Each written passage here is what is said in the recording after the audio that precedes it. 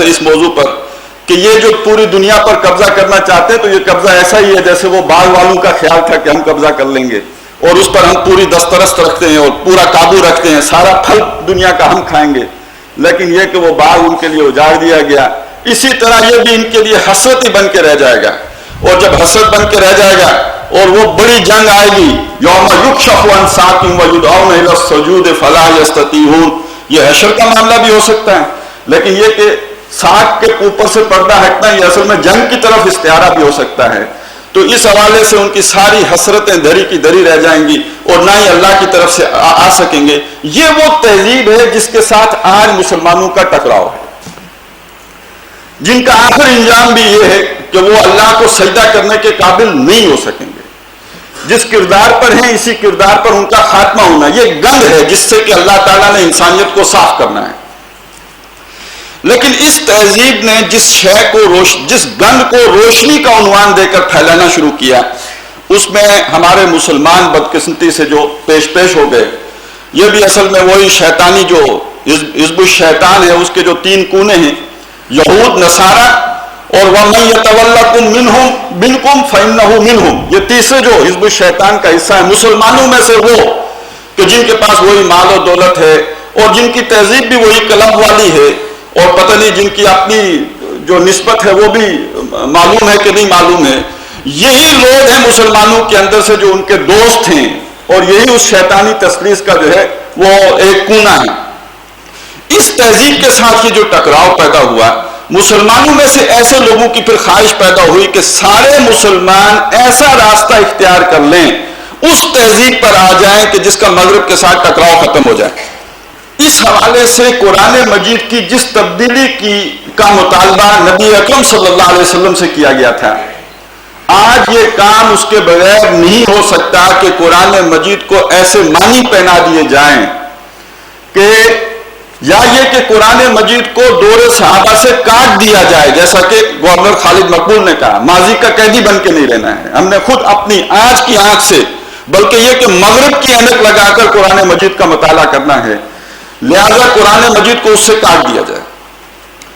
جب آپ قرآن مجید کو نبی اکرم صلی اللہ علیہ وسلم کی ذات گرامی سے اور صحابہ کرام کے عمل سے کاٹ دیں گے، ہمارے پاس وقت یقیناً کم ہے، لیکن یہ کہ میں قرآن مجید سے ہی چند حوالے دے دیتا ہوں، جن حضرات کو شوق ہوگا وہ جا کر ذرا تفصیل سے ان کا مطالعہ کر لیں گے، لہذا وہ دینے میں ضروری سمجھتا ہوں۔ تو اس کا نتیجہ کیا نکلے گا جب وہاں سے کٹیں گے؟ تو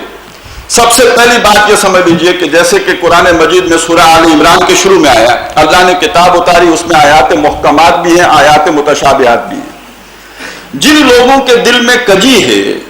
اب یہاں کجی کا مطلب یہ لے لیجئے کہ جو آج کے ماحول کے ساتھ سازگاری پیدا کرنا چاہتے ہیں، وہ ان متشابہات کے ذریعے سے اپنا جو ہے وہ مطلب نکالیں گے۔ اچھا، بڑا پیارا ترجمہ کیا ہے شاہ عبد القادر نے۔ تو جن لوگوں کے دلوں میں کجی ہے، ٹیڑھ ہے، وہ آتے ہیں، اب میرے ذہن سے نکل گیا لیکن اس کا مفہوم یہ اپنے مطلب والیوں پر، یعنی جو ان کی من بائیاں جن کے وہ من مانی پیدا کر سکیں، وہ ان آیات کی طرف آتے ہیں جو ان کے مطلب کو پیدا کر سکتے ہوں۔ لہذا یہ آیات تو ان کے لیے یوں سمجھ لیجئے کہ ہیں ہی اپنی پسندیدہ ترین آیات، تاکہ اپنے مطلب کا معنی ان کو پہنایا جا سکے۔ اور نمبر 2، جب یہ صحابہ کرام سے اور رسول صلی اللہ علیہ وسلم کی سنت سے کاٹ دیے جائیں تو آیات محکمات بھی اصلاً آیات متشابہات بن جاتی ہیں۔ اب نماز ہے، صلاۃ کا لفظ ہے، یہ حضور کی سنت کے ساتھ جوڑ کے دیکھیں گے تو خاص معنی دے گا، محکم معنی دے گا۔ اگر آپ ان کی سنت سے کاٹ دیں تو یہ لغت کا ایک لفظ ہے جس کا معنی اقدام الی الشیء بھی ہے، جس کا معنی جو ہے حرارت حاصل کرنا بھی ہے۔ اب ان معنی میں آپ اس کے کثیر استعمال جو ہے وہ نکل سکتے ہیں، بلکہ کوئی بڑا علامہ جو ہے اس سے موسیقی اور ٹھمکے لگانے کا معنی بھی نکال سکتا ہے۔ یہ کوئی لغت کم از کم اس کی راہ میں حائل نہیں ہوگی۔ تو یہ تو پھر سارا قرآن مجید کو یا متشابہات کے دائرے میں چلا جائے گا۔ دوسری بات، یہی لوگ کہ جن کے دلوں میں ایسا روگ ہوتا ہے، قرآن مجید ایک اصول بیان کرتا ہے کہ یضل بہ کثیرا ویہدی بہ کثیرا، سورہ بقرہ میں آیا کہ اللہ تعالیٰ کوئی مثال دینے میں شرماتا نہیں۔ ان اللہ لا یستحیی ان یضرب مثلا ما بعوضۃ فما فوقها فاما الذین فی قلوبہم مرض تو وہ لوگ کہ جن کے دلوں میں روگ ہوتا ہے وہ یہ کہتے ہیں کہ اللہ کا اس مثال دینے سے ماذا اراد اللہ بہذا مثلا، اور جن لوگوں کے دلوں میں ایمان ہوتا ہے فَأَمَّا الَّذِينَ آمَنُوا فَيَعْلَمُونَ أَنَّهُ الْحَقُّ مِن رَّبِّهِمْ، ان کا طرز عمل یہ ہوتا ہے کہ وہ جانتے ہی اللہ کی طرف سے حق ہے، يُضِلُّ بِهِ كَثِيرًا وَيَهْدِي بِهِ كَثِيرًا، اللہ اسی طرح اس کتاب اور اس مثال کے ذریعے سے ہدایت دیتا ہے بہتوں کو اور گمراہ کرتا ہے بہتوں کو۔ اب اس مضمون کو اصل میں پوری طرح کھولا گیا ہے سورہ حج میں، اس کی آیت نمبر 51، 52، 53 کہ نبی صلی اللہ علیہ وسلم آپ سے پہلے ہم نے کسی نبی اور رسول کو نہیں بھیجا الا اذا تمنا القى الشیطان فی امنیتہ، مگر جب اس نے تلاوت کی تو شیطان نے اس کے پڑے ہوئے کے اندر القاء کر دیا۔ اب یہ مطلب تو یقیناً نہیں ہے کہ شیطان نے نبی کے الفاظ تبدیل کر دیے، یہ تو ہو ہی نہیں سکتا، اسپیشل پہرے آسمانوں پر لگتے ہیں، تو یہ کیسے ممکن ہے کہ قرآن مجید میں تحریف کرنے کا اختیار شیطان کو حاصل ہو؟ وہ آج تک ہو چکی ہوتی، اس کے الفاظ تو یقیناً محفوظ ہیں، تو پھر مطلب کیا ہے؟ مطلب یہ ہے کہ اس کے وہ معنی لوگوں کے ذہنوں میں بٹھا دیتا ہے جو کہنے والے کا مطلب نہیں ہوتا، اللہ کا مطلب نہیں ہوتا۔ جو تعویل القول ما لا یرضی بہ القائل، قول کی ایسی تعریف کر دینا ہے کہ جس سے کہنے والا راضی نہ ہو، جو کہنے والے کا مطلب نہ ہو۔ جیسے اللہ تعالیٰ نے فرمایا انکم وما تعبدون من دون اللہ حصب جہنم، بے شک تم بھی، یعنی وہ مشرک جو وہاں موجود تھے، اور جن کو تم پوجتے ہو اللہ کے سوا، یعنی تمہارے یہ پتھر کے بنے ہوئے بت جو ہیں، یہ سب کے سب جہنم میں جائیں گے۔ اچھا، اس آیت سے کیا یہ معنی نہیں نکلتا کہ جن ملائکہ کو پوجا گیا، حضرت مسیح علیہ السلام اور تمام اولیاء اللہ کے جن کی پرستش کی گئی، جن سے دعائیں مانگی گئی، وہ بھی جہنم میں جائیں گے؟ آپ اگر پیور لاجک ہی استعمال کریں تو اس سے تو یہ مطلب بھی نکل آئے گا۔ چنانچہ کافروں نے یہ مطلب نکالے، حضور صلی اللہ علیہ وسلم کے سامنے رکھے، جیسے علیہ تسعۃ عشر کا ایک مطلب یہ نکلا کہ 19 اشخاص ہوں گے، ان کو ہم قابو کر لیں گے، کوئی مسئلہ ہی نہیں جہنم پر جو ہے وہ پورا قبضہ کرنے کا، جیسے قیدی کسی جیل پر قبضہ کر لیں۔ تو یہ اصل میں وہ معنی پہنا دینا آیات کو، یہ ہوتا ہے القاء شیطانی۔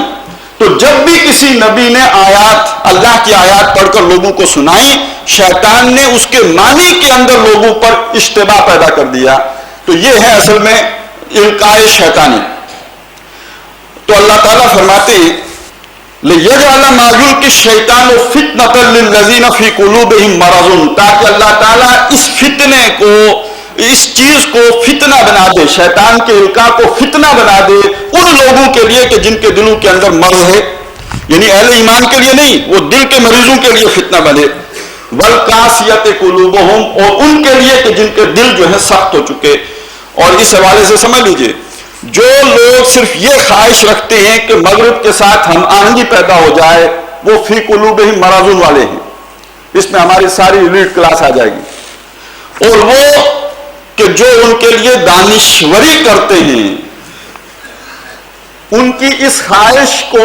پورا کرنے کے لیے قرآن مجید سے نکات پکڑ پکڑ کر لاتے ہیں اور قرآن کی تعویلات کرتے ہیں ان کی مرضی کے مطابق، نہ کہ قائل کی مرضی کے مطابق بلکہ اپنے ممدوح کی مرضی کے مطابق۔ یہ لوگ وہ ہیں کہ جن کے دل سخت ہو چکے ہیں، اس لیے کہ آپ کے وہ فی قلوبہم مرض والوں کا تو معاملہ یہ ہے کہ انہیں شاید قرآن کی ہدایت ابھی حاصل ہی نہ ہوئی ہو، لیکن وہ کہ جو سب کچھ جانتے بوجھتے، وَهُمْ يَعْلَمُونَ، جانتے بوجھتے قرآن مجید کی غلط تعبیر کریں مطلب نکالنے کے لیے اور اپنی ہوائے نفس کے لیے، اصل میں وہ ہیں کہ جن کے دل تو سیاہ ہو چکے، ان کی ہدایت کی اب کوئی امید نہیں، ان کے دلوں پر مہر ہو چکی، وہ سخت ہو کے بند ہو چکے، جبکہ فی قلوبہم مرض کے لیے گنجائش رہتی ہے۔ غزوہ احزاب تک گنجائش رہی منافقین کے لیے بھی، بلکہ یہ کہ آخری مہر تو ان کے دلوں پر بھی تب لگی کہ جب غزوہ تبوک ہوا ہے، سن 9 ہجری میں اس مہر کا ذکر آیا، تو اس حوالے سے فی قلوبہم مرض کے لیے تو گنجائش رہے گی، لیکن یہ قاسیت قلوبہم جو ہیں ان کے لیے گنجائش گویا ختم ہو چکی، ان کے دل سخت ہو چکے۔ وَإِنَّ الظَّالِمِينَ لَفِي شِقَاقٍ بَعِيدٍ، اور بے شک یہ سارے ظالم، خواہ وہ جو مغربی تہذیب کے دلدادہ ظالم ہیں وہ بھی، اور یہ بھی کہ جو بعض لوگوں کی ضد میں آ کر، جیسے کہ شیطان ضد میں آیا حضرت آدم کی اور اللہ کا بھی دشمن بن بیٹھا، اللہ کا بھی مخالف ہو گیا، اسی طرح وہ لوگ کہ جو پرسنالٹی کلیش کی وجہ سے یا کسی وجہ سے اجتماعیت میں نہیں